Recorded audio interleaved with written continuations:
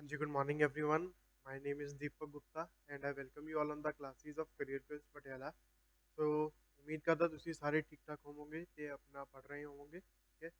ਤੇ ਅੱਜ ਜੋ ਆਪਾਂ ਲੈਕਚਰ ਡਿਸਕਸ ਕਰਨ ਲੱਗੇ ਹਾਂ ਜਾਂ ਜੋ ਅੱਜ ਦਾ ਲੈਕਚਰ ਬੇਸਡ ਰਹੇਗਾ ਉਹ ਪਿਛਲੇ ਸਾਲ ਯਾਨੀ ਕਿ 2021 ਦੇ ਵਿੱਚ ਤੁਹਾਡਾ ਪੇਪਰ ਹੋਇਆ ਸੀ ਤੇ ਪੇਪਰ ਦਾ ਨਾਮ ਕੀ ਸੀਗਾ ਐਕਸਾਈਜ਼ ਇੰਸਪੈਕਟਰ ਠੀਕ ਹੈ। ਜਿੱਥੇ ਤੱਕ ਯਾਦ ਹੈ ਮੈਨੂੰ 3 ਅਕਤੂਬਰ ਨੂੰ ਪੇਪਰ ਸੀਗਾ ਇਹ 2021 ਨੂੰ ਤੇ ਪੇਪਰ ਥੋੜਾ ਜਿਹਾ ਟਿਪੀਕਲ ਸਾਈਡ ਤੇ ਸੀਗਾ। ਜਿਸ ਕਿਸੇ ਦੇ ਅੱਛੀ ਤਰ੍ਹਾਂ ਕਨਸੈਪਟਸ ਕਲੀਅਰ ਹੋਣਗੇ ਕੁਆਂਟ ਨੂੰ ਉਸੀ ਨੇ ਹੀ ਬਹੁਤ ਅੱਛੇ ਤਰੀਕੇ ਨਾਲ ਅਟੈਂਪਟ ਕੀਤਾ ਹੋਊਗਾ, ਵਰਨਾ ਪੇਪਰ ਥੋੜਾ ਜਿਹਾ ਲੈਂਥੀ ਸਾਈਡ ਵੀ ਸੀਗਾ ਤੇ ਟਿਪੀਕਲ ਵੀ ਸੀ ਠੀਕ ਹੈ। ਜਿਵੇਂ ਕਿ ਦੇਖ ਸਕਦੇ ਹੋ ਕਿਹੜਾ ਪੇਪਰ ਹੈ, PSSB ਨੇ ਹੀ ਕੰਡਕਟ ਕੀਤਾ ਸੀ ਐਕਸਾਈਜ਼ ਇੰਸਪੈਕਟਰ 2021 ਠੀਕ ਹੈ। तो ज़्यादा टाइम वेस्ट ना करते हुए क्वेश्चन तो ही स्टार्ट करते हैं आप। तो सब तो पहला क्वेश्चन जिवें कि पिछले लेक्चर ਦੇ ਵਿੱਚ ਵੀ ਆਪਾਂ ਡਿਸਕਸ ਕੀਤਾ ਸੀਗਾ ਸੀਰੀਜ਼ ਦਾ ਸੀਗਾ ਹਨਾ। ਪਿਛਲੇ ਲੈਕਚਰ ਦੇ ਵਿੱਚ ਵੀ ਡਿਸਕਸ ਕੀਤਾ ਸੀਗਾ ਸੀਰੀਜ਼ ਉਹੀ ਬੱਚਾ ਕਰ ਸਕਦਾ ਹੈ ਜਿਸ ਨੂੰ ਸਕੁਆਇਰ ਕਿਊਬ ਜਾਂ ਜਿਸ ਦੀ ਕੈਲਕੂਲੇਸ਼ਨ ਥੋੜੀ ਜੀ ਫਾਸਟ ਨੇ ਠੀਕ ਹੈ। ਤਾਂ ਹੁਣ ਇਸ ਕੁਐਸਚਨ ਨੂੰ ਅਗਰ ਆਪਾਂ ਦੇਖੀਏ ਇਹ ਕੁਐਸਚਨ ਕੀ ਹੈ, choose the correct alternative that replace the question mark in the given number series ਠੀਕ ਹੈ। ਉਹ ਕਹਿ ਰਹੇ ਦੱਸੋ ਇਸ ਦੀ ਜਗ੍ਹਾ ਤੇ ਕੀ ਨੰਬਰ ਆਏਗਾ ਇਹਨਾਂ ਆਪਸ਼ਨਸ ਦੇ ਵਿੱਚ ਠੀਕ ਹੈ। ਸੋ ਹੁਣ ਸੀਰੀਜ਼ ਕੀ ਹੈ 7 26 63 124 215 342 ਕੁਐਸਚਨ ਮਾਰਕ। ਸੋ ਹੁਣ ਪਿਛਲੇ ਲੈਕਚਰ ਦੇ ਵਿੱਚ ਵੀ ਗਿਆ ਸੀਗਾ ਸਕੁਆਇਰ ਕਿਊਬ ਯਾਦ ਕਰ ਲਓ, ਤਾਂ ਕਾਫੀ ਐਸੇ ਸਟੂਡੈਂਟਸ ਹੋਣਗੇ ਜਿਨ੍ਹਾਂ ਨੇ ਨਹੀਂ ਧਿਆਨ ਦਿੱਤਾ ਹੋਊਗਾ ਠੀਕ ਹੈ। ਬਟ ਹੁਣ ਇਸ ਕੁਐਸਚਨ ਦੇ ਵਿੱਚ ਤੁਹਾਨੂੰ ਕਿਊਬਸ ਆਣੇ ਬਹੁਤ ਜ਼ਿਆਦਾ ਜ਼ਰੂਰੀ ਸੀ। ਕਿਉਂ ਜ਼ਰੂਰੀ ਸੀ? ਕਿਉਂਕਿ ਹੁਣ ਮੈਂ ਇਸ ਨੂੰ ਅੱਖਾਂ ਬੰਦ ਕਰਕੇ ਮੈਨੂੰ ਪਤਾ ਹੈ ਆਨਸਰ ਇਸ ਦਾ ਕੀ ਹੈ। ਕਿਵੇਂ ਪਤਾ ਹੈ? ਕਿਉਂਕਿ ਮੈਨੂੰ ਕਿਊਬਸ ਯਾਦ ਨੇ ਠੀਕ ਹੈ। ਕਿਵੇਂ ਯਾਦ ਨੇ? ਅਗਰ ਮੈਂ ਗੱਲ ਕਰਾਂ ਮੇਰੇ ਕੋਲ 2 ਦਾ ਕਿਊਬ ਕਿੰਨਾ ਹੁੰਦਾ ਹੈ 8। 8 ਦੇ ਵਿੱਚੋਂ ਅਗਰ ਮੈਂ 1 ਮਾਈਨਸ ਕਰਦਾ ਮੇਰੇ ਕੋਲ ਸੀਰੀਜ਼ ਦਾ ਸਭ ਤੋਂ ਪਹਿਲੀ ਟਰਮ ਬਣ ਜਾਏਗੀ 7। ਐਵੇਂ ਹੀ ਮੈਂ 3 ਦਾ ਕਿਊਬ ਯਾਨੀ ਕਿ ਕਿੰਨਾ ਹੁੰਦਾ 27। 27 ਦੇ ਵਿੱਚੋਂ 1 ਮਾਈਨਸ ਕੀਤਾ ਕਿੰਨਾ ਆ ਗਿਆ 26 ਆ ਗਿਆ। ਫਿਰ 4 ਦਾ ਕਿੰਨਾ ਹੁੰਦਾ 64 ਮਾਈਨਸ 1 63। ਫਿਰ 125 ਮਾਈਨਸ 124 125 ਮਾਈਨਸ 1 124 ਠੀਕ ਹੈ। 216 ਮਾਈਨਸ 1 215। ਇਹ 7 ਦੇ ਵਿੱਚ 7 ਦੇ ਕਿਊਬ ਦੇ ਵਿੱਚੋਂ 1 ਮਾਈਨਸ ਆ। ਹੁਣ ਫਿਰ ਇੱਥੇ ਜੋ ਤੁਹਾਡਾ ਫੋਲੋ ਹੋਏਗਾ ਉਹ ਕੀ ਹੋਏਗਾ 8 ਦਾ ਕਿਊਬ ਮਾਈਨਸ 1। ਸੋ 8 ਦਾ ਕਿਊਬ ਤੁਹਾਨੂੰ ਸਭ ਨੂੰ ਪਤਾ ਹੋਣਾ ਚਾਹੀਦਾ ਹੈ ਕਿੰਨਾ ਹੁੰਦਾ 512 ਦੇ ਵਿੱਚੋਂ 1 ਮੈਂ ਮਾਈਨਸ ਕਰਤਾ ਮੇਰੇ ਕੋਲ ਆਨਸਰ ਕਿੰਨਾ ਆ ਗਿਆ 511। ਸੋ 511 ਕਿਹੜਾ ਆਪਸ਼ਨ ਹੈ ਡੀ। ਤਾਂ ਫਿਰ ਤੁਸੀਂ ਡੀ ਆਪਸ਼ਨ ਨੂੰ ਟਿਕ ਲਗਾ ਦੋਗੇ ਠੀਕ ਹੈ ਜੀ। ਪਤਾ ਚੱਲ ਗਈ ਅਹਿਮੀਅਤ ਕਿਊਬਸ ਨੂੰ ਯਾਦ ਕਰਨ ਦੀ ਠੀਕ ਹੈ।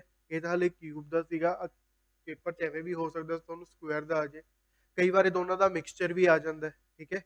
ਸੋ ਤੁਸੀਂ ਇਸ ਨੂੰ ਨਿਗਲੈਕਟ ਨਹੀਂ ਕਰਨਾ ਤੇ ਯਾਦ ਕਰਨਾ ਹੈ ਅੱਛੇ ਤਰੀਕੇ ਠੀਕ ਹੈ। ਚਲੋ ਨੈਕਸਟ ਕੁਐਸਚਨ।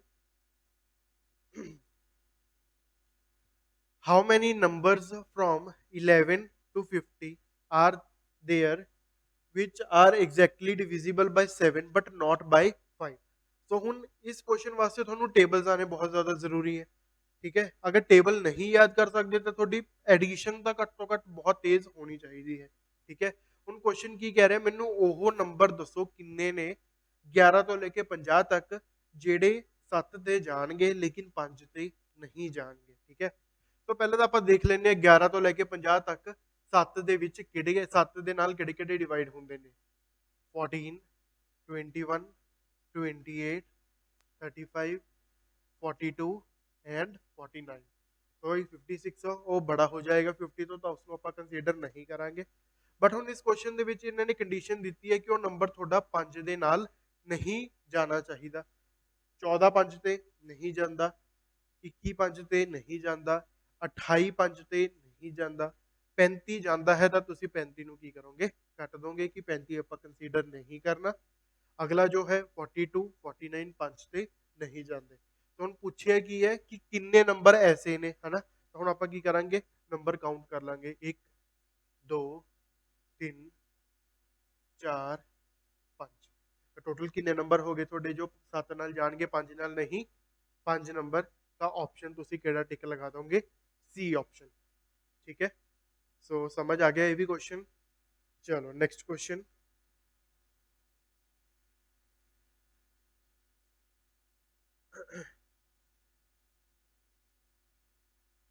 ਚਲੋ ਨੈਕਸਟ ਕੁਐਸਚਨ ਹੈ ਜੋ ਤੁਹਾਡਾ, ਇਹ ਵੀ ਬਹੁਤ ਅੱਛਾ ਕੁਐਸਚਨ ਹੈ, ਨੰਬਰ ਸਿਸਟਮ ਦਾ ਕਹਿ ਸਕਦੇ ਹੋ, ਪਿਛਲਾ ਕੁਐਸਚਨ ਵੀ ਨੰਬਰ ਸਿਸਟਮ ਦਾ ਸੀਗਾ, ਇਹ ਵਾਲਾ ਕੁਐਸਚਨ ਵੀ ਨੰਬਰ ਸਿਸਟਮ ਦਾ ਹੀ ਹੈ, ਠੀਕ ਹੈ। ਸੋ ਹੁਣ ਕੁਐਸਚਨ ਕੀ ਹੈ, which is the greatest 5 digit number exactly divisible by 279। ਤਾਂ ਹੁਣ ਸਭ ਤੋਂ ਪਹਿਲਾਂ ਤਾਂ ਤੁਹਾਨੂੰ ਪਤਾ ਹੋਣਾ ਚਾਹੀਦਾ ਗ੍ਰੇਟੈਸਟ 5 ਡਿਜਿਟ ਨੰਬਰ ਕਿਹੜਾ ਹੁੰਦਾ ਹੈ, ਠੀਕ ਹੈ।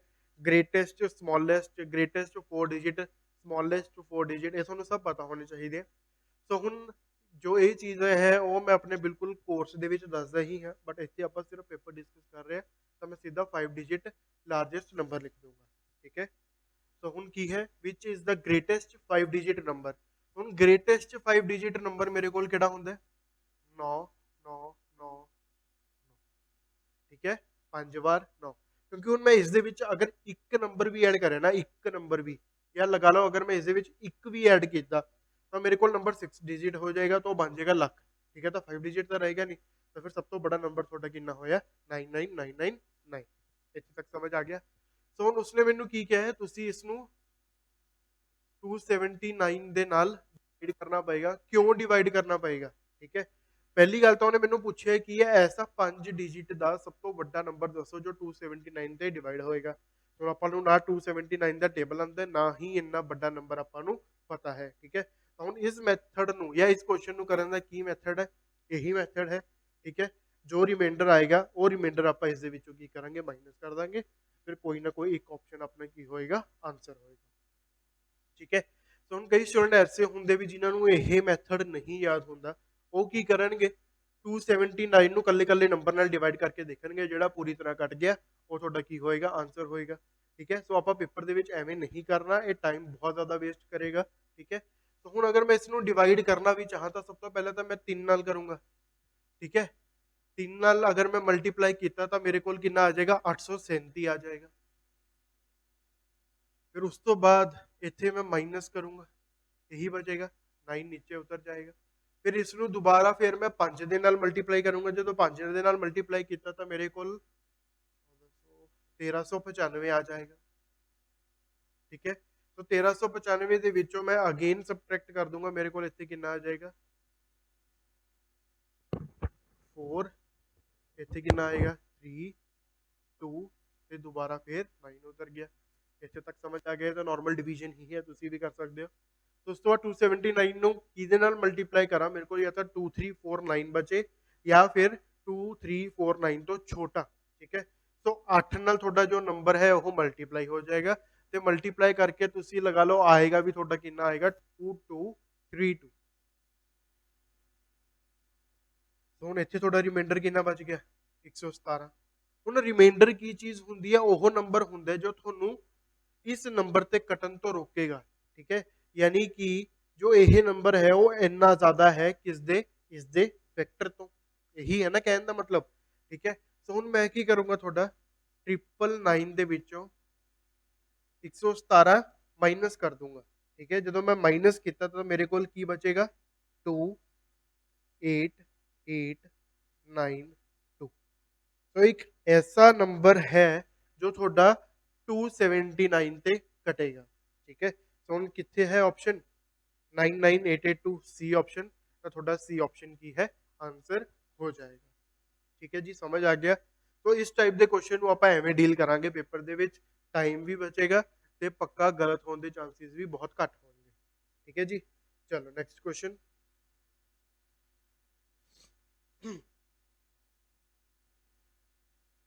ਚਲੋ ਏਜਿਸ ਦਾ ਕੁਐਸਚਨ ਹੈ, 1 ਮਿੰਟ ਹੈ ਤੁਹਾਡੇ ਕੋਲ ਟਰਾਈ ਕਰਨ ਨੂੰ, ਪਲੀਜ਼ ਟਰਾਈ ਕਰੋ।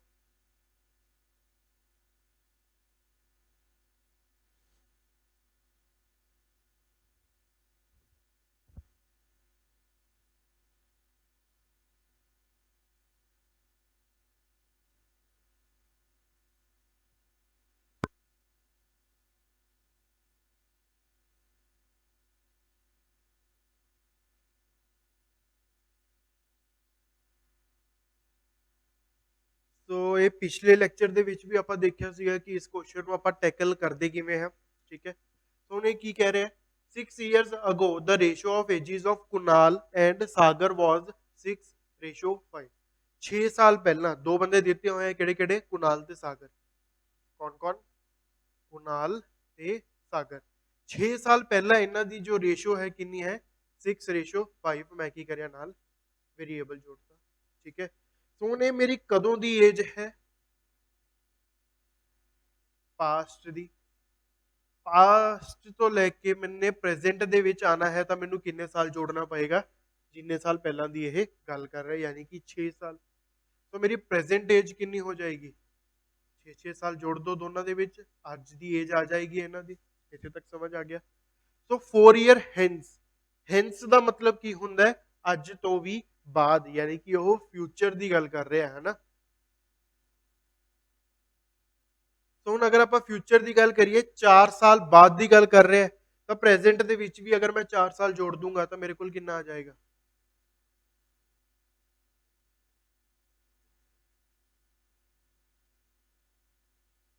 ਇਹੀ ਆਏਗਾ ਕੁਝ, ਠੀਕ ਹੈ। ਤਾਂ ਉਹਨਾਂ ਦੀ ਰੇਸ਼ੋ ਕਹਿੰਦਾ ਕਿੰਨੀ ਹੋ ਜਾਏਗੀ? 11:10 ਹੋ ਜਾਏਗੀ। ਸੋ ਹੁਣ ਇਸ ਨੂੰ ਮੈਂ ਸਿੰਪਲੀਫਾਈ ਕਰ ਦੂੰਗਾ। ਸਿੰਪਲੀਫਾਈ ਕਿਵੇਂ ਕਰੂੰਗਾ? ਦੇਖੋ 6 + 4 ਕਿੰਨਾ ਹੁੰਦਾ? 10। तो ਇੱਥੇ ਸਿੰਪਲੀ ਮੈਂ ਕੀ ਲਿਖਤਾ? 10। ਇਸੀ ਦੀ ਰੇਸ਼ੋ ਮੈਨੂੰ ਕੁਐਸਚਨ ਦੇ ਵਿੱਚ ਕਿੰਨੀ ਦਿੱਤੀ ਹੈ? 11:10, ਠੀਕ ਹੈ। तो ਉਸ ਤੋਂ ਬਾਅਦ ਮੈਂ ਕੀ ਕਰੂੰਗਾ? ਇਹਨਾਂ ਨੂੰ ਕ੍ਰਾਸ ਮਲਟੀਪਲਾਈ ਕਰਤਾ। ਤਾਂ ਜਦੋਂ ਹੀ ਮੈਂ ਕ੍ਰਾਸ ਮਲਟੀਪਲਾਈ ਕਰਤਾ ਮੇਰੇ ਕੋਲ ਇਕੁਏਸ਼ਨ ਕੀ ਬਣ ਜਾਏਗੀ? 60x + 100। इधर जो थोड़ा बनेगा 55x + 110। सो शफलिंग कर देंगे, अपने को जो आएगा 5x = 10। x की वैल्यू थोड़े को कितनी आ जाएगी? 2, ठीक है। x की वैल्यू 2 आ गई। सो हम आप देखेंगे क्वेश्चन च रिक्वायरमेंट किस चीज की है। वो की कह रहे हैं? सागर की एज दसनी है। केड़ी दसनी है? वो भी प्रेजेंट वाली एज दसनी है। तो सागर की प्रेजेंट एज केड़ी है? आह वाली, ठीक है। आ सी सागर, आ सी प्रेजेंट, यानी कि वो इस वैल्यू की गल कर रहे हैं। तो आप सिंपली एक्स की वैल्यू इतने पुट कर देंगे, अपने को जो है आंसर आ जाएगा, ठीक है। ये कितना हो गया? 10 + 6 = 16 ईयर्स। तो 16 ईयर्स कितने है अपना आंसर? A option. तो ए ऑप्शन अपना की है आंसर हो जाएगा, ठीक है जी। समझ आ गया? चलो नेक्स्ट क्वेश्चन वाल मूव करते हैं।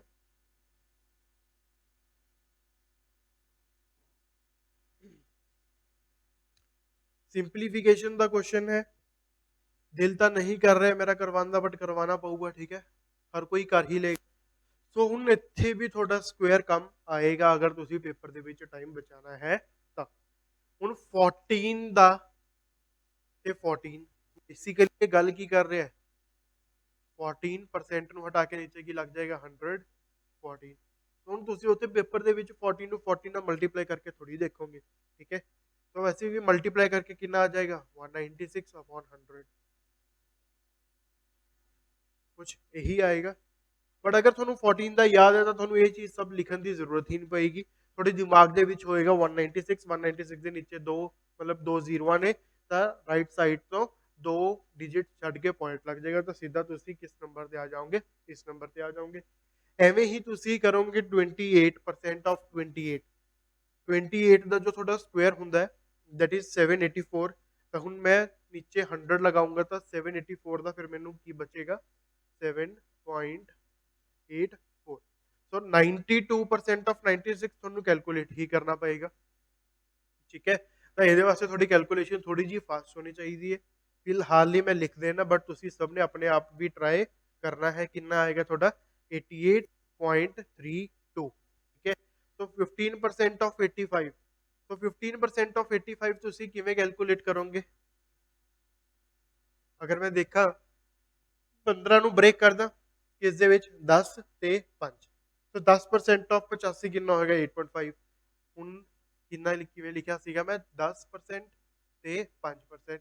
10 ਦੀ ਵੈਲਿਊ ਮੈਂ ਕਿੰਨੀ ਕਹਿ ਰਿਹਾ? 8.5। ਤਾਂ 5 ਦੀ ਕਿੰਨੀ ਹੋਏਗੀ? ਇਸ ਦੀ ਅੱਧੀ ਹੋਏਗੀ, ਕਿਉਂਕਿ 10 ਕੀ ਹੈ? 5 ਦਾ ਡਬਲ। ਤਾਂ ਹੁਣ ਜਾਂ ਫਿਰ ਤੁਸੀਂ ਐਵੇਂ ਲਗਾ ਲਓ 5 ਕੀ ਹੈ ਤੁਹਾਡਾ? 10 ਦਾ ਅੱਧਾ।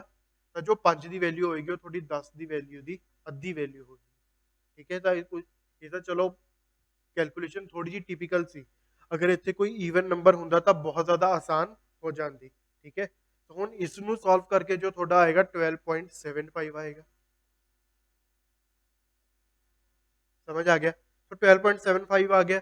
फिर इस सारे ਇਹਨਾਂ ਤਿੰਨ ਇਕੁਏਸ਼ਨਸ ਨੂੰ ਤੁਸੀਂ ਕੀ ਕਰ ਦਿਓ, ਐਡ ਕਰ ਦਿਓ, ਉਸ ਦੇ ਵਿੱਚੋਂ ਜੋ ਤੁਹਾਡੀ ਵੈਲਿਊ ਆਊਗੀ ਉਸ ਦੇ ਵਿੱਚੋਂ 12.75 ਮਾਈਨਸ ਕਰ ਦਿਓ, ਤੇ ਮਾਈਨਸ ਕਰਕੇ ਜੋ ਤੁਹਾਡੇ ਕੋਲ ਆਨਸਰ ਆਏਗਾ ਦੈਟ ਇਜ਼ 85.37। ਸਮਝ ਆ ਗਿਆ? ਹੁਣ ਇੱਥੇ ਕਿਹੜਾ ਆਪਸ਼ਨ ਹੈ?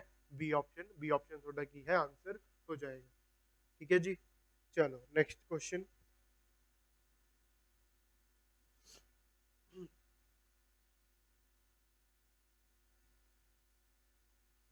ਬਹੁਤ ਅੱਛਾ क्वेश्चन ਹੈ ਇਹ। ਜਨਰਲੀ ਐਸੇ क्वेश्चन ਬੈਂਕਿੰਗ ਮੇਨਸ ਦੇ ਵਿੱਚ ਆਉਂਦੇ ਨੇ, ਠੀਕ ਹੈ, but inspector level the paper ਹੈ ਤਾਂ ਤੁਸੀਂ ਇਸ ਵਾਰ ਵੀ ਜਦੋਂ ਵੀ ਪੇਪਰ ਹੋਏਗਾ ਤਾਂ ਐਸੇ ਹੀ क्वेश्चन ਐਕਸਪੈਕਟ ਕਰ ਸਕਦੇ ਹੋ। ਠੀਕ ਹੈ ਕੁਝ ਵੀ ਨਹੀਂ ਇਸ क्वेश्चन ਦੇ ਵਿੱਚ, ਟੋਟਲੀ ਬੇਸਡ ਹੈ ਜੋ ਇਹ ਬਿਲਕੁਲ ਪ੍ਰੋਫਿਟ ਐਂਡ ਲਾਸ ਦੇ ਉੱਪਰ ਹੈ। ਠੀਕ ਹੈ, ਬਟ ਇਹ क्वेश्चन ਉਹੀ ਕਰ ਪਾਏਗਾ ਜਿਸ ਦੀ ਕਨਸੈਪਟ ਕਲੈਰਿਟੀ ਥੋੜੀ ਅੱਛੀ ਹੋਏਗੀ ਜਾਂ ਜਿਸ ਦੀ ਇਮੇਜਿਨੇਸ਼ਨ ਥੋੜੀ ਜੀ ਅੱਛੀ ਹੋਏਗੀ। ਠੀਕ ਹੈ,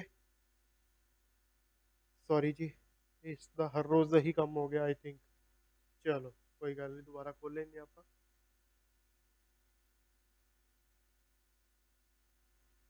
ਚਲੋ ਠੀਕ ਹੈ ਜੀ। ਚਲੋ ਹੁਣ क्वेश्चन ਕੀ ਹੈ? Study the question and the statement and decide which of the following statement is and are necessary to answer the question। So generally ਇਸ क्वेश्चन ਜਾਂ ਇਹਨਾਂ क्वेश्चन ਨੂੰ ਆਪਾਂ ਕੀ ਕਰਨਾ ਹੁੰਦਾ ਹੈ, ਆਪਾਂ ਦੇਖਣਾ ਹੈ ਕਿ ਜੋ ਇਹ क्वेश्चन ਦਿੱਤਾ ਹੋਇਆ ਹੈ ਜਾਂ ਜੋ ਚੀਜ਼ ਪੁੱਛੀ ਹੋਈ ਹੈ ਕਿਸ ਇਕੁਏਸ਼ਨ ਨਾਲ ਆਪਣਾ ਆਨਸਰ ਨਿਕਲੇਗਾ। ਉਹ ਜਾਂ ਤਾਂ ਕੱਲੀ ਇੱਕ ਇਕੁਏਸ਼ਨ ਨਾਲ ਵੀ ਨਿਕਲ ਸਕਦਾ, ਕੱਲੀ ਦੂਸਰੀ ਨਾਲ ਵੀ ਨਿਕਲ ਸਕਦਾ, ਕੱਲੀ ਤੀਸਰੀ ਨਾਲ ਵੀ, ਜਾਂ ਫਿਰ ਕਿਸੇ ਦਾ ਪੇਅਰ ਵੀ ਬਣ ਸਕਦਾ ਹੈ 1 2 2 3 ਜਾਂ 1 3, ਜਾਂ ਫਿਰ ਐਵੇਂ ਵੀ ਹੋ ਸਕਦਾ ਕਿ ਤਿੰਨਾਂ ਦਾ ਮਿਲਾ ਕੇ ਆਪਣੇ ਕੋਲ ਆਨਸਰ। ਠੀਕ ਹੈ, ਸੋ ਹੁਣ ਅਗਰ ਇਸ क्वेश्चन ਦੀ ਆਪਾਂ ਗੱਲ ਕਰੀਏ, ਇਸ क्वेश्चन ਨੂੰ ਆਪਾਂ ਕਿਵੇਂ ਸੋਲਵ ਕਰਾਂਗੇ? By selling an article what is the profit percent gained।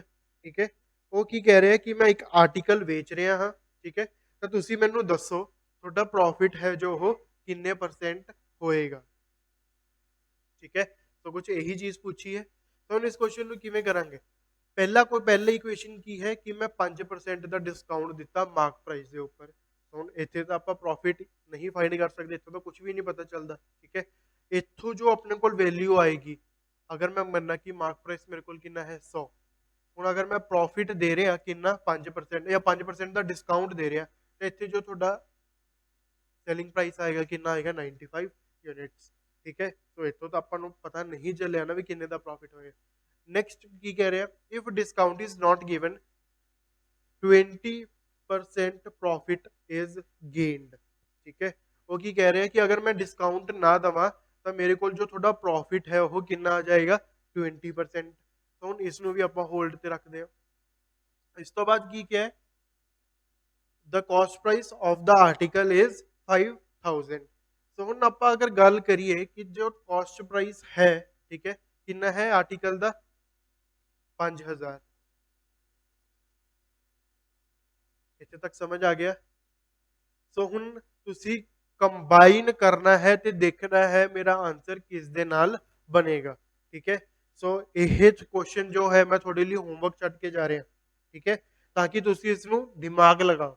ਨਹੀਂ ਸਮਝ ਆਏਗਾ ਤਾਂ ਤੁਸੀਂ ਕਮੈਂਟ ਸੈਕਸ਼ਨ ਦੇ ਵਿੱਚ ਦੱਸ ਸਕਦੇ ਹੋ, ਇਸ ਦੇ ਆਪਾਂ ਇੱਕ क्वेश्चन ਆਫ ਦਾ ਡੇ ਕਰਕੇ ਪਾ ਦਾਂਗੇ। ਠੀਕ ਹੈ, ਸੋ ਪਹਿਲੀ ਦੋ ਵੀਡੀਓਜ਼ 'ਚ ਗਲਤੀ ਮੇਰੇ ਤੋਂ ਇਹੀ ਹੋਈ ਹੈ ਕਿ ਮੈਂ ਤੁਹਾਡੇ ਵਾਸਤੇ ਕੁਝ ਵੀ ਨਹੀਂ ਛੱਡ ਕੇ ਜਾ ਰਿਹਾ ਸੀ। ਸੋ ਅੱਜ ਇੱਕ ਜਾਂ ਦੋ क्वेश्चन ਐਸੇ ਹੋਣਗੇ ਜਿਨ੍ਹਾਂ ਨੂੰ ਮੈਂ ਤੁਹਾਨੂੰ ਹੋਮਵਰਕ ਦੇ ਕੇ ਜਾ ਰਿਹਾ, ਜਿਸ ਦੇ ਨਾਲ ਮੈਨੂੰ ਪਤਾ ਚੱਲੇਗਾ ਕਮੈਂਟ ਸੈਕਸ਼ਨ ਦੇ ਵਿੱਚ ਵੀ ਤੁਹਾਡੇ ਚੋਂ ਕਿੰਨੇ ਕਿੰਨੇ ਜਾਣੇ ਸੋਲਵ ਕਰ ਰਹੇ ਨੇ। ਠੀਕ ਹੈ, ਨਾਲ ਨਾਲ, ਕਿਉਂਕਿ ਮੈਂ ਤਾਂ ਬੋਰਡ ਤੇ ਕਰਵਾ ਹੀ ਦਊਂਗਾ। ਦਿਲ ਤਾਂ ਮੇਰਾ ਇਹ ਵੀ ਕਰ ਰਿਹਾ ਕਿ ਮੈਂ ਇਹ क्वेश्चन ਵੀ ਤੁਹਾਨੂੰ ਹੋਮਵਰਕ 'ਚ ਦੇਵਾਂ, ਬਟ ਐਕਸਾਈਜ਼ ਦੇ ਪੇਪਰ 'ਚ ਇਹ ਇੰਨਾ ਸਿੰਪਲ क्वेश्चन ਸੀਗਾ। ਠੀਕ ਹੈ, ਬਟ ਬੱਚੇ ਪੇਪਰ ਦੇ ਵਿੱਚ ਇਹ क्वेश्चन ਨੂੰ ਅਟੈਂਪਟ ਕਰਕੇ ਨਹੀਂ ਆਏ। ਕਿਉਂ ਨਹੀਂ ਕਰਕੇ ਆਏ? ਕਿਉਂਕਿ ਉਹਨਾਂ ਨੂੰ क्वेश्चन ਹੀ ਨਹੀਂ ਸਮਝ ਆਇਆ ਕਿ क्वेश्चन ਕਹਿਣਾ ਕੀ ਚਾਹ ਰਿਹਾ। ਜਿਨ੍ਹਾਂ ਨੂੰ क्वेश्चन ਸਮਝ ਆ ਗਿਆ ਉਹਨਾਂ ਤੋਂ ਆਨਸਰ ਨਹੀਂ ਨਿਕਲਿਆ ਇਸ क्वेश्चन ਦਾ। ਠੀਕ ਹੈ, ਸੋ ਹੁਣ ਇਹ ਕੀ ਹੈ, a sum of money is divided among 160 males and some females। ਹੁਣ ਅਗਰ ਮੈਂ ਗੱਲ ਕਰਾਂ, ਮੇਰੇ ਕੋਲ ਨੰਬਰ ਦੀ ਗੱਲ ਦਿੱਤੀ ਹੋਈ ਹੈ ਮੇਲਸ ਤੇ ਫੀਮੇਲ। ਕੀ ਕਹਿੰਦਾ ਕਿੰਨੇ ਨੰਬਰ ਨੇ? 160 ਨੇ। ਫੀਮੇਲ ਮੈਨੂੰ ਪਤਾ ਨਹੀਂ, ਮੈਂ ਕੀ ਲੈਟ ਕਰ ਲਿਆ x। ਠੀਕ ਹੈ, ਉਸ ਤੋਂ ਬਾਅਦ ਕੁਝ ਪੈਸਾ ਡਿਸਟ੍ਰੀਬਿਊਟ ਹੋਇਆ ਹੈ, ਕਿੰਨਾ ਪੈਸਾ ਡਿਸਟ੍ਰੀਬਿਊਟ ਹੋਇਆ ਆਪਾਂ ਨੂੰ ਨਹੀਂ ਪਤਾ, ਬਟ ਆਪਾਂ ਨੂੰ ਇਹ ਤਾਂ ਪਤਾ ਨਾ ਕਿਸ ਰੇਸ਼ੋ ਦੇ ਵਿੱਚ ਹੋਇਆ ਹੈ। ਸੋ 16:20। 21 ਰੇਸ਼ੋ ਦੇ ਵਿੱਚ ਤੁਹਾਡਾ ਪੈਸਾ ਕੀ ਹੈ ਡਿਸਟ੍ਰੀਬਿਊਟ ਹੋਇਆ ਹੈ। Individually each male gets ₹4 and a female gets ₹3। ਹਰ ਇੱਕ ਮੇਲ ਨੂੰ 4 ਰੁਪਏ ਮਿਲ ਰਹੇ ਆ, ਹਰ ਇੱਕ ਫੀਮੇਲ ਨੂੰ 3 ਰੁਪਏ ਮਿਲ ਰਹੇ ਆ। ਤਾਂ ਬਸ ਹੁਣ ਇਹੀ ਆਪਣਾ ਕੀ ਸੀਗਾ, ਸੌਰੀ ਇੱਥੇ 4 ਆਏਗਾ ਨਾ, ਆਈ ਗੈਸ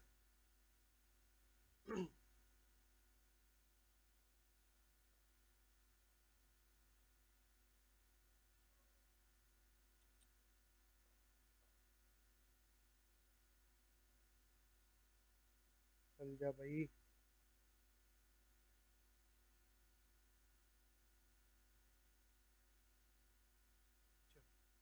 भी नहीं चल रहा।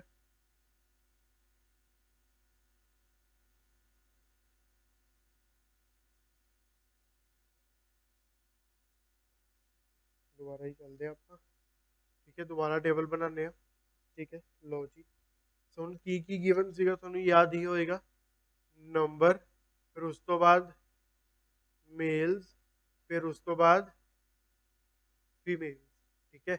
ਨੰਬਰ ਕਿੰਨੇ ਸੀ ਮੇਲਸ 160, ਇਹ ਪਤਾ ਨਹੀਂ ਆਪਾਂ ਨੂੰ, ਹਰ ਇੱਕ ਨੂੰ 4 ਰੁਪਏ ਮਿਲ ਰਹੇ, ਇਸ ਨੂੰ 3 ਰੁਪਏ, ਜੋ ਸਮ ਦੀ ਰੇਸ਼ੋ ਹੈ ਤੁਹਾਡੀ ਕਿੰਨੀ ਆਈ ਸੀ 16:21। ਸੋ ਕੁਝ ਇਹੀ ਸੀਗਾ ਕੁਐਸਚਨ। ਹੁਣ ਹਰ ਇੱਕ ਮੇਲ ਨੂੰ 4 ਰੁਪਏ ਮਿਲ ਰਿਹਾ, ਤਾਂ 160 ਨੂੰ ਕਿੰਨਾ ਮਿਲਣਗੇ 160 × 4। ਹਰ ਇੱਕ ਫੀਮੇਲ ਨੂੰ 3 ਮਿਲ ਰਹੇ ਤਾਂ ਮਲਟੀਪਲਾਈ ਕਰਕੇ ਇੱਥੇ ਜੋ ਵੈਲਿਊ ਆ ਜਾਏਗੀ 3x ਆ ਜਾਏਗੀ। ਹੁਣ ਰੇਸ਼ੋ ਕਿੰਨੀ ਦਿੱਤੀ ਹੈ ਕਿ ਮੇਲ ਨੂੰ ਮਿਲੇ ਕਿੰਨੇ ਨੇ, ਇਹੀ ਹੈ, ਠੀਕ ਹੈ। ਹੁਣ ਇੱਥੇ ਆਪਾਂ ਕਟਿੰਗ ਕਰ ਦਾਂਗੇ, ਇਹ ਕੀ ਆ ਜਾਏਗਾ ਉਰੇ 7, एक कटिंग होगी 10, तो मेरे को की बचा 10 × 4, ये 7 भी आ जाएगा ऊपर, ये x उधर चला जाएगा, तो जो थोड़ी x की वैल्यू है कितनी आ जाएगी 280, ठीक है। तो 280 थोड़ा केड़ा ऑप्शन है सी, तो इसमें तुसी की कर दोगे टिक कर दोगे, ठीक है जी, समझ आ गया। चलो पिछला क्वेश्चन अपने आप करना है तो कमेंट सेक्शन ਦੇ ਵਿੱਚ मैं कल्ले कल्ले ਦਾ कमेंट देखना चाहूंगा, उस तो मेनू पता चल जाएगा कौन कितना पढ़ रहा है, ठीक है। चलो नेक्स्ट क्वेश्चन, ये क्वेश्चन भी बहुत ज़्यादा अच्छा है, ठीक है। एक्चुअली इस क्वेश्चन को करवाने का मेरा जो मैथड है थोड़ा जिहा अलग है, क्योंकि मैंने यही मैथड सब तो ज़्यादा ईजी लगता है जिस मैथड के नाल मैं करना है, ठीक है। तो ये की है, X can do a piece of work in 24 days. X है जो थोड़ा किन्ने दिन दे विच काम कर रहे हैं 24 डेज, उसने सिर्फ और सिर्फ 4 दिन काम किया, तो मैं मान ला कि एक्स है जो 24 दिन च 24 यूनिट कम करेगा, तो 4 दिन दे विच 4 कम करेगा, यानी कि वो 4 काम ऑलरेडी करके चला गया, तो पिछे कितना बच गया थोड़ा 20। इतने तक समझ आ गया। सो हुण चला नहीं गया, एक्चुअली उस दे नाल कौन आ गया वाई आ गया, यानी कि हुण जो बचा होया काम है वो इकट्ठे काम खत्म करेंगे, ठीक है। तो उसने की किया, Y joined him if complete work was finished in 16 days. तो कहता सारे का सारा काम 16 दिन ਦੇ ਵਿੱਚ ਖਤਮ ਹੋਇਆ ਹੈ, ठीक है। बट 4 दिन ਤਾਂ ऑलरेडी ਕੱਲੇ एक्स ने ਕੰਮ ਕੀਤਾ ਹੈ, ਤਾਂ ਪਿੱਛੇ ਕਿੰਨੇ ਬਚੇ 12, यानी कि जो भी ਇਹ ਕੰਮ ਹੋਇਆ ਹੈ, ਕਿੰਨਾ ਕੰਮ ਹੋਇਆ ਹੈ 20 यूनिट। तो 20 यूनिट ਨੂੰ ਤੁਸੀਂ ਮੰਨ ਲਓ ਕਿ ਤੁਹਾਨੂੰ ਕਿੰਨੇ ਦਿਨ ਲੱਗੇ ਨੇ 12 दिन, ठीक है। सो अगर गल करिए ਆਪਾਂ कि ਇਹ ਦੋਨੋਂ ਦੇ ਦੋਨੋਂ ਸਾਰਾ ਕੰਮ ਕਰਦੇ, यानी कि x ਤੇ y, यानी कि 24 ਦਾ 24 ਕੰਮ, ਤਾਂ ਕਿੰਨੇ ਦਿਨ लगने सी, यूनिटरी मेथड लगा दो,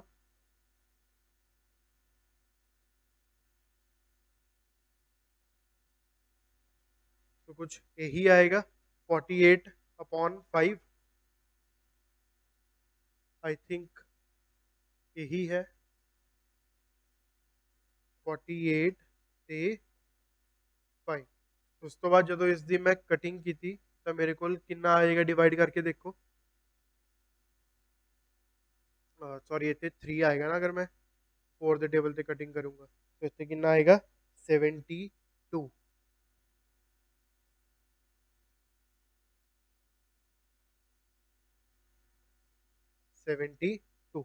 ठीक है। 72/5, तो उसमें मैं डिवाइड किया था कितना आ जाएगा 14.4, यानी कि अगर कला एक्स काम करेगा तो 24 दिन लगेंगे, एक्स वाई के नाल मिल के काम करेगा सारे का सारा, तो कितने दिन लगेंगे 14.4। तो इतने हूँ अपन दोबारा फिर कैलकुलेट करना पड़ेगा, ठीक है, कितना 14.4। ਸੋ ਇਹਨਾਂ ਦਾ ਜੋ ਤੁਹਾਡਾ ਟੋਟਲ ਵਰਕ ਆ ਜਾਏਗਾ ਕਿੰਨਾ ਆ ਜਾਏਗਾ 72 3 5 ਠੀਕ ਹੈ ਇੰਨੀ ਚੀਜ਼ ਸਮਝ ਪਾ ਰਹੇ ਹੋ ਟੋਟਲ x ਤੇ y 5 ਯੂਨਿਟ ਕੰਮ ਕਰ ਰਹੇ ਹਨ ਜਿਸ ਦੇ ਵਿੱਚੋਂ x ਕਿੰਨਾ ਕਰ ਰਿਹਾ ਹੈ 3 ਯੂਨਿਟ ਠੀਕ ਹੈ ਤਾਂ y ਕਿੰਨਾ ਕਰੇਗਾ 2 ਯੂਨਿਟ ਠੀਕ ਹੈ ਤਾਂ y ਦੀ ਐਫੀਸ਼ੀਐਂਸੀ ਕਿੰਨੀ ਆ ਗਈ ਆਪਣੇ ਕੋਲ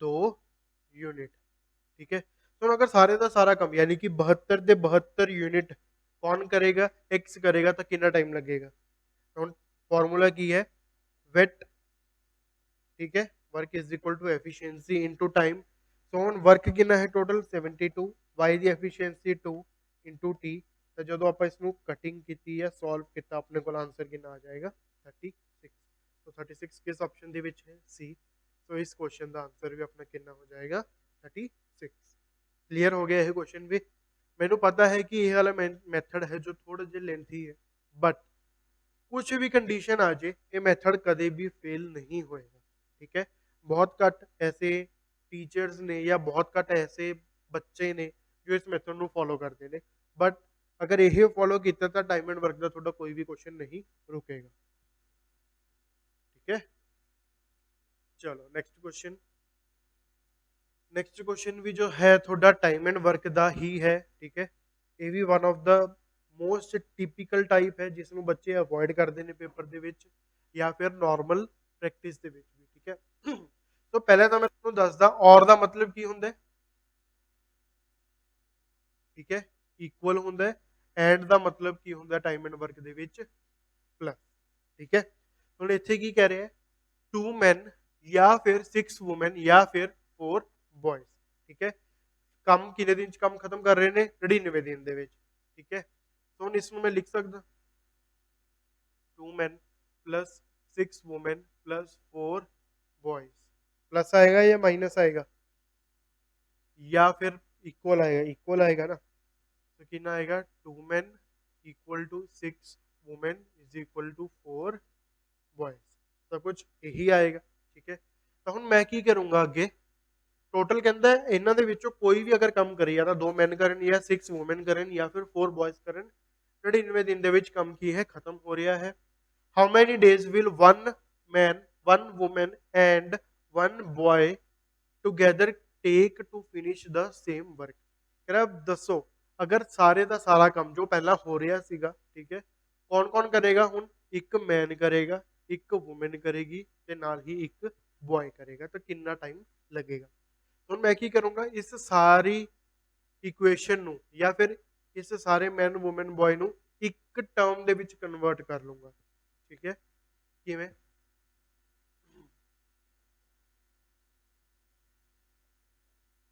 ਤਾਂ ਮੈਂ ਕੀ ਕਰ ਰਿਹਾ ਹਾਂ m ਦੀ ਵੈਲਿਊ ਦੇ ਵਿੱਚ ਹੀ ਸਾਰਾ ਕੁਝ ਕਨਵਰਟ ਕਰ ਦੂੰਗਾ ਠੀਕ ਹੈ ਸੋ ਇੱਥੋਂ ਮੇਰੇ ਕੋਲ ਕੀ ਆ ਜਾਏਗਾ 1/3m is equal to w 1/2m is equal to ਕੀ ਆ ਜਾਏਗਾ boy तो ਇੱਥੋਂ ਮੈਨੂੰ ਕੀ ਪਤਾ ਚੱਲਿਆ ਮੇਰੀ ਜੋ ਵੂਮਨ ਹੈ 1/3m ਦੇ ਬਰਾਬਰ ਹੈ ਮੇਰਾ ਜੋ boy है वो 1/2m ਦੇ ਬਰਾਬਰ ਹੈ ਠੀਕ ਹੈ ਸੋ ਹੁਣ ਉਸ ਤੋਂ ਬਾਅਦ ਉਸਨੇ ਕੀ ਕਿਹਾ 1 men plus 1 woman plus 1 boy तो 1 man ਨੂੰ ਤਾਂ ਆਪਾਂ ਐਜ਼ ਇਟ ਇਜ਼ ਰੱਖ ਲਾਂਗੇ ਵੂਮਨ ਕਿਸ ਦੇ ਬਰਾਬਰ ਹੈ 1/3m ਦੇ boy ਕਿਸ ਦੇ ਬਰਾਬਰ ਹੈ 1/2m ਦੇ ਠੀਕ ਹੈ ਸੋ ਇਹ ਸਾਰੇ ਹੁਣ ਤੁਹਾਡਾ ਕੰਮ ਕਰਨਗੇ ਕਿੰਨਾ ਕੰਮ ਕਰਨਗੇ ਟੋਟਲ ਵਰਕ ਵੀ ਆਪਾਂ ਕੱਢ ਲਾਂਗੇ ਸੋ ਆਪਾਂ ਗੱਲ ਕਰੀਏ 2 men ਆਪਣਾ 99 ਡੇਜ਼ ਦੇ ਵਿੱਚ ਕੰਮ ਕਰ ਰਹੇ ਨੇ ਤਾਂ ਟੋਟਲ ਕਿੰਨਾ ਕੰਮ ਕਰਨਗੇ 2 into 99 ਤੁਹਾਡੇ ਕੋਲ ਕਿੰਨਾ ਆ ਜਾਏਗਾ 198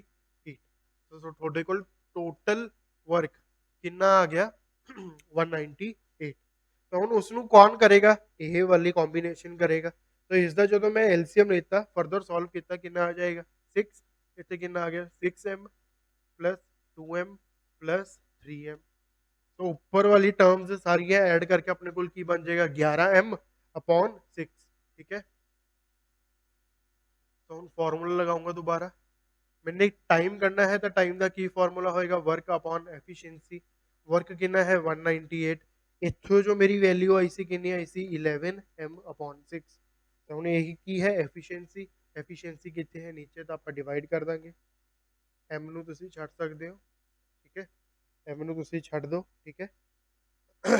ਫਿਰ ਉਸ ਤੋਂ ਬਾਅਦ ਇੱਥੇ ਜਦੋਂ ਮੈਂ ਕਟਿੰਗ ਕੀਤੀ ਕਿੰਨਾ ਆ ਜਾਏਗਾ 18 18 ਇੰਟੂ 6 ਤੁਹਾਡਾ ਕਿੰਨਾ ਹੁੰਦਾ 108 ਡੀ, ਠੀਕ ਹੈ। ਸੋ ਇਹ ਕੁਐਸਚਨ ਵੀ ਇਸੀ ਮੈਥਡ ਦੇ ਨਾਲ ਸਿੰਪਲ ਬਣਾਇਆ ਗਿਆ ਹੈ, ਠੀਕ ਹੈ। ਹੋਰ ਕਾਫੀ ਮੈਥਡ ਹੁੰਦੇ ਨੇ ਇਸ ਕੁਐਸਚਨ ਨੂੰ ਕਰਨ ਦੇ, ਬਟ ਉਹ ਤੁਹਾਨੂੰ ਟਿਪੀਕਲ ਹੀ ਬਣਵਾ ਕੇ ਦੇਗਾ, ਠੀਕ ਹੈ। ਚਲੋ next question. A man in a train noticed he can count 21 telephonic posts in 1 minute. If they are known to be 50 meters apart, then at what speed kilometer per hour is the train traveling? ठीक है। तो ਹੁਣ ਪਹਿਲਾਂ ਤਾਂ ਤੁਹਾਨੂੰ ਇੱਕ ਚੀਜ਼ ਪਤਾ ਹੋਣੀ ਚਾਹੀਦੀ ਹੈ ਕਿ ਅਗਰ ਮੈਂ ਗੱਲ ਕਰਾਂ ਮੇਰੇ ਕੋਲ ਕਿੰਨੇ ਖੰਭੇ ਨੇ 4, ਠੀਕ ਹੈ। ਤਾਂ ਉਹਨਾਂ ਦੇ ਵਿੱਚ ਜੋ ਰਸਤੇ ਹੈ ਉਹ ਕਿੰਨੇ ਹੋਣਗੇ 3, ਠੀਕ ਹੈ ਨਾ। ਜਿਵੇਂ 1 2 3, ਤਾਂ ਹੁਣ ਇੱਥੇ ਟੋਟਲ ਕਿੰਨੇ ਖੰਭੇ ਨੇ ਐਵੇਂ ਕਰ ਕਰਕੇ ਦੇਖ ਲਓ, ਜਾਂ ਤਾਂ ਫਿਰ ਅਗਰ ਨਹੀਂ ਕਲੀਅਰ ਹੁੰਦਾ 21 ਨੇ ਤਾਂ ਰਸਤਾ ਤੁਹਾਡੇ ਤੋਂ ਹਮੇਸ਼ਾ ਉਸ ਤੋਂ ਇੱਕ ਘੱਟ ਹੀ ਹੋਏਗਾ ਪਾਥ, ਠੀਕ ਹੈ। ਹੁਣ ਅਗਰ ਮੈਂ ਗੱਲ ਕਰਾਂ 1 2 3 4 ਖੰਭਿਆਂ ਦੇ ਵਿੱਚ, ਯਾਨੀ ਕਿ 4 ਪੋਲਸ ਦੇ ਵਿੱਚ ਜਾਂ ਪੋਸਟ ਦੇ ਵਿੱਚ 3 ਜਗ੍ਹਾ ਆ ਰਹੀਆਂ ਨੇ, ਤਾਂ 21 ਪੋਸਟ ਦੇ ਵਿੱਚ ਤੁਹਾਡੇ ਕੋਲ ਕਿੰਨੀਆਂ ਆਣਗੀਆਂ 20 ਜਗ੍ਹਾ ਆਣਗੀਆਂ। ਇੱਥੇ ਤੱਕ ਸਮਝ ਆ ਗਿਆ। ਪਹਿਲਾਂ ਤਾਂ ਇਹ 20 ਆਇਆ ਕਿਵੇਂ, ਠੀਕ ਹੈ। ਸੋ 20 ਆਪਣਾ ਆ ਗਿਆ।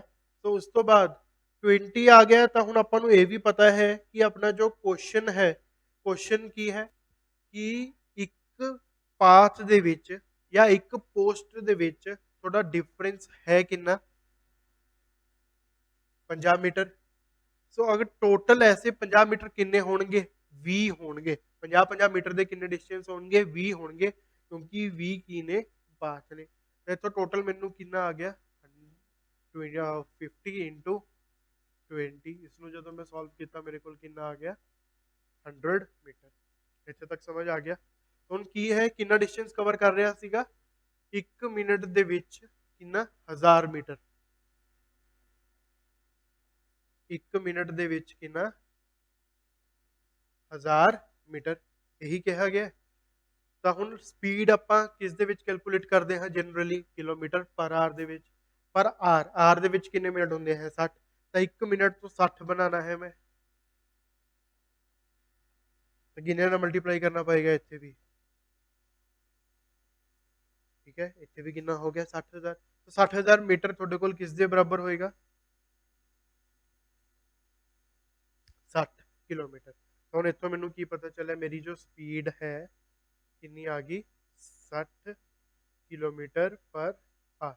ਤਾਂ ਦੇਖ ਲਓ ट्रेन का क्वेश्चन है बिना टाइम स्पीड डिस्टेंस का फॉर्मूला लगाया, इसको मैं सॉल्व करता। ਤਾਂ ਐਸੇ ਹੋਰ ਵੀ ਕਾਫੀ ਕੁਐਸਚਨ ਪੇਪਰ ਦੇ ਵਿੱਚ ਆਣਗੇ ਜਾਂ ਆਉਂਦੇ ਵੀ ਨੇ ਵੀ ਜਿਨ੍ਹਾਂ ਦੇ ਵਿੱਚ ਫਾਰਮੂਲਾ ਨਹੀਂ ਲੌਜੀਕ ਵੀ ਲੱਗ ਜਾਂਦਾ ਹੈ, ਠੀਕ ਹੈ।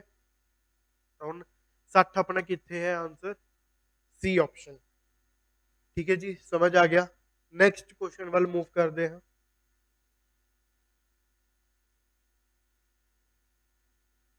ਚਲੋ ਇਹ ਕੁਐਸਚਨ ਜੋ ਹੈ ਤੁਹਾਡਾ ਸਿੰਪਲ ਇੰਟਰਸਟ ਦਾ ਹੈ, ਠੀਕ ਹੈ। So if the simple interest for 6 years be equal to 30% of the principal, it be equal to the principal after। ਉਹ ਕੀ ਕਹਿ ਰਿਹਾ ਕਿ ਮੇਰਾ 6 ਸਾਲ ਦੇ ਵਿੱਚ 30% ਜੋ ਐਸਾ ਪ੍ਰਿੰਸੀਪਲ ਦਾ ਹੋਏਗਾ ਉਹ ਤੁਹਾਡਾ ਐਸਾ ਹੀ ਹੋਏਗਾ, ਠੀਕ ਹੈ। ਜਨਰਲੀ ਕੀ ਕੁਐਸਚਨ ਕਹਿ ਰਿਹਾ ਹੈ, ਅਗਰ ਮੈਂ ਕਹਾਂ ਕਿ ਮੈਂ ਪ੍ਰਿੰਸੀਪਲ ਕਿੰਨਾ ਮੰਨ ਲਾ 100, ठीक है 100 मान लिया। तो अगर मैं 100 मान ला मेरा ऐसा ही कितना है 30% ऑफ प्रिंसिपल, यही क्या है। तो ऐसा ही तो फॉर्मूला की है P R T upon 100। P कितना बनया सी 100, आर ਆਪਾਂ ਨੂੰ नहीं पता, टाइम कितना है 6 साल। तो 100 ਦੇ ਨਾਲ 100 ਕੱਟ ਕੇ ਇੱਥੇ ਕਿੰਨਾ ਆ ਜਾਏਗਾ 30, ठीक है, इज इक्वल टू आर 6। तो आर ਦੀ ਵੈਲਿਊ ਤੁਹਾਡੇ ਕੋਲ ਕਿੰਨੀ ਆ ਗਈ 5%। ਇੱਥੇ ਤੱਕ ਸਮਝ ਆ ਗਿਆ, ਠੀਕ ਹੈ। ਸੋ ਹੁਣ ਇਸਨੇ ਪੁੱਛਿਆ ਕੀ ਹੈ ਵਟ will be equal to the principal after, ठीक है। what will be, it will be equal to the principal after, ठीक है। सो ਹੁਣ ਉਹ ਕਹਿੰਦਾ ਵੀ ਦੱਸੋ ਮੇਰਾ ਜੋ SI ਹੈ ਉਹ ਥੋੜਾ ਪ੍ਰਿੰਸੀਪਲ ਦੇ ਬਰਾਬਰ ਕਦੋਂ ਹੋਏਗਾ। ਬਰਾਬਰ ਇਨ ਦਾ ਸੈਂਸ ਅਗਰ ਮੈਂ ਪ੍ਰਿੰਸੀਪਲ 100 ਲਗਾਇਆ ਹੈ ਤਾਂ ਤੁਹਾਡਾ ਜੋ SI ਹੈ ਉਹ ਵੀ 100 ਕਿੰਨੇ ਟਾਈਮ ਦੇ ਵਿੱਚ ਹੋਏਗਾ। ਤੇ ਇੱਥੇ ਦੁਬਾਰਾ ਫਾਰਮੂਲਾ ਲਗਾ ਦਿਓ। ਕਿੰਨਾ ਐਸਆਈ ਮੰਗ ਰਿਹਾ 100, ਕਿੰਨੇ ਪ੍ਰਿੰਸੀਪਲ ਤੇ ਇੰਨੇ। ਟਾਈਮ ਆਪਾਂ ਨੂੰ ਨਹੀਂ ਪਤਾ, ਰੇਟ ਆਪਾਂ ਹੁਣੀ 5% ਕੈਲਕੂਲੇਟ ਕੀਤਾ ਹੈ। ਇਹ 5 ਇੱਥੇ ਆ ਕੇ ਡਿਵਾਈਡ ਹੋ ਜਾਏਗਾ, ਤਾਂ ਜੋ ਤੁਹਾਡੀ ਟੀ ਦੀ ਵੈਲਿਊ ਹੈ ਕਿੰਨੀ ਆ ਜਾਏਗੀ 20 ਈਅਰਸ। ਠੀਕ ਹੈ, ਇਹ ਵਾਲਾ ਜੋ ਹੈ ਮੈਂ ਤੁਹਾਡੇ ਲਈ ਕੀਤਾ ਹੈ। ਅਗਰ ਮੈਂ ਹੁੰਦਾ ਪੇਪਰ ਦੇ ਵਿੱਚ ਤਾਂ ਮੈਂ ਕਿਵੇਂ ਕਰਦਾ, 5% ਰੇਟ ਆ ਗਿਆ, ਇਸ ਨੂੰ ਮੈਨੇ ਹੁਣ ਇਹ 1 ਸਾਲ ਦਾ ਹੈ ਤਾਂ ਮੈਨੂੰ 100 ਤੱਕ ਪਹੁੰਚਣ ਲਈ ਕਿੰਨਾ ਟਾਈਮ ਲੱਗੇਗਾ ਜਾਂ ਕਿੰਨਾ ਨਾ ਨੰਬਰ ਲੱਗੇਗਾ 20, ਤਾਂ ਮੇਰਾ 20 ਹੀ ਕੀ ਸੀਗਾ ਆਂਸਰ ਸੀ। ਤਾਂ ਇਸ ਕੁਐਸਚਨ ਦਾ ਆਂਸਰ ਤੁਹਾਡਾ ਕਿੰਨਾ ਹੋ ਜਾਏਗਾ, ਬੀ ਆਪਸ਼ਨ 20 ਈਅਰਸ। ਠੀਕ ਹੈ,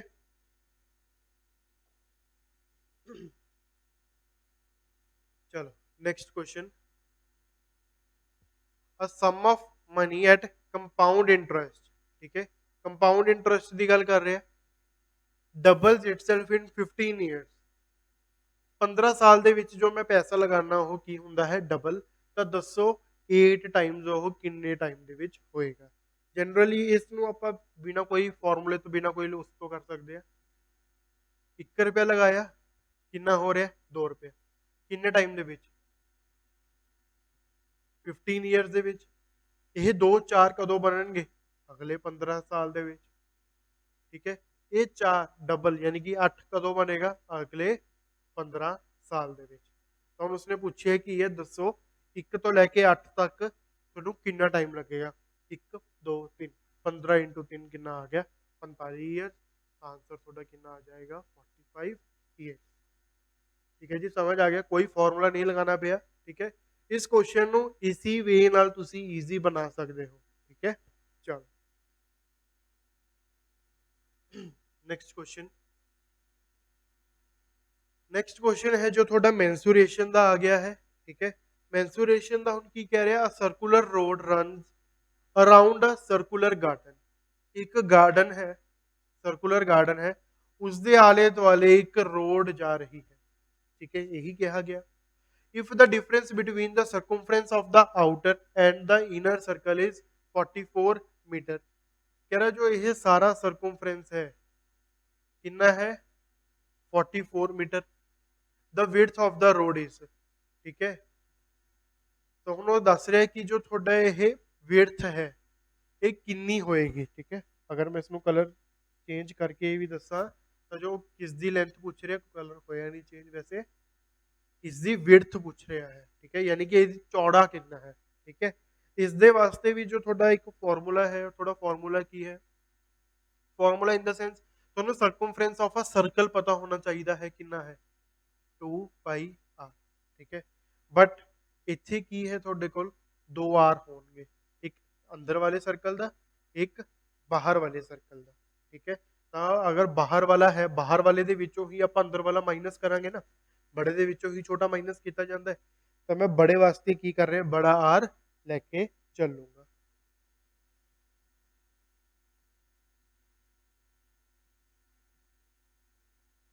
r ਮਾਈਨਸ 2 ਪਾਈ r, ਤੇ ਇਹਨਾਂ ਦਾ ਡਿਫਰੈਂਸ ਮੈਨੂੰ ਕਿੰਨਾ ਦਿੱਤਾ ਹੋਇਆ ਹੈ 44 ਮੀਟਰ। ਠੀਕ ਹੈ, ਸੋ 2 ਪਾਈ ਅਗਰ ਮੈਂ ਕਾਮਨ ਕਰ ਲਾ, ਮੇਰੇ ਕੋਲ ਕੀ ਬਚੇਗਾ r ਮਾਈਨਸ r,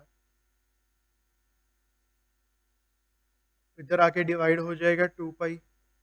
पाई की वैल्यू कितनी होती है 22/7, 7 ऊपर आके की हो गया मल्टीप्लाई, 2 इंटू 22 कितना हो गया 44, 44 44 ना कट गया।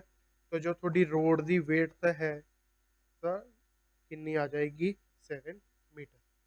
समझ आ गया भी, तो 7 मीटर कितने है सी। तो यही थोड़ा की है आंसर हो जाएगा। Next question,